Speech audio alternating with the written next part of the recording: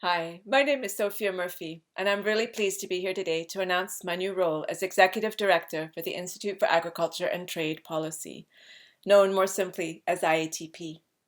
Those of you who've known IATP for a while might also know my name. I first came to work for IATP in 1997, arriving in Minneapolis with my husband as newlyweds, coming from Geneva, where I'd been working for the United Nations as part of their civil society liaison work with the different economic and social institutions there. As it's turned out, the relationship with IATP has been something of a marriage all its own. At first, I was working from the beautiful Heritage Building that is IATP's home in Minneapolis. Then I was a remote employee working in Adelaide, Australia. And finally, I've been a consultant in these last 10 years, still engaged on IATP's trade and commodity markets work until quite recently. Today I'm speaking to you from a small town in British Columbia called Squamish. We're about 50 miles north of Vancouver on the Howe Sound. It's where I live with my husband and my two children, now teenagers. It's where, for the time being, as the pandemic continues, I'll be leading for IATP. Since childhood, I've moved to many different parts of the globe, living for several years at a time in different places with different languages and cultures.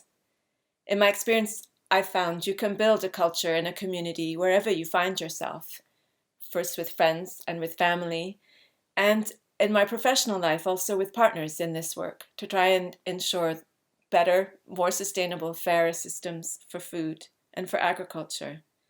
Wherever we find ourselves, we can cook and share food, we can walk outside and explore, whether it's city streets or coastal mountain ranges such as we enjoy in British Columbia, and we find what things we have in common, and we find our differences as well, and share some of the rich variety that makes up human experience.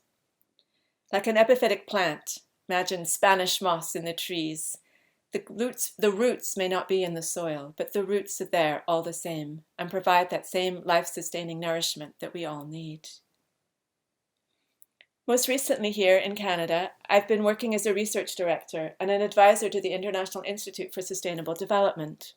I was part of a 3-year project called Ceres 2030, where we were looking at effective interventions to improve food systems and increase smallholder producer incomes. I've also pursued an interdisciplinary PhD at the University of British Columbia, where I've been studying international trade agreements and a concept that I developed called resilient global food security. I was focused on the food security imperatives that we're going to have to decide among nations to complement the essential work we need to do nationally and at the local level. It's been a very enriching few years. But I'm so excited to head back to IATP and to Minneapolis, I hope. It's the world where I feel most rooted, this world of civil society advocacy. IATP bridges first-class research and analysis with politically engaged advocacy, and it's firmly committed to ensuring rural communities are heard in the policy-making process. These are values I hold very close to my heart. IATP has always been about relationships and alliances. With allies we are stronger. It's from allies that we learn and grow. We don't start with all the answers. We'll probably never have all the answers. Instead, we're looking for continual learning, to understand our history and to be rooted in that history, and to challenge ourselves to hear from diverse voices. I'm a lifelong admirer of the philosopher and economist Amartya Sen, the man who, perhaps more than any other individual, in my lifetime at least, has showed how hunger is a political challenge, a challenge that we have to meet through public action. Public action is you and me.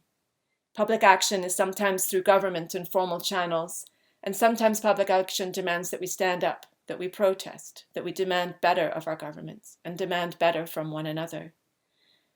It's through organizing that we can change the world for the better, which is why I'm so excited to embark on this leadership role with IATP, with an extraordinary staff, world-class research, and dedicated relationships that IATP has built and nurtured for over 30 years. We have a committed board composed of leaders from the food and agriculture worlds of the US and across the planet. I really couldn't ask for a better start as I embark on this adventure. I hope you'll join us. You can follow what I do on Twitter at Food Resilience. I hope you're already following IATP at IATP. And come and see our website, iatp.org, and support our work. I'm looking forward to working on this with you.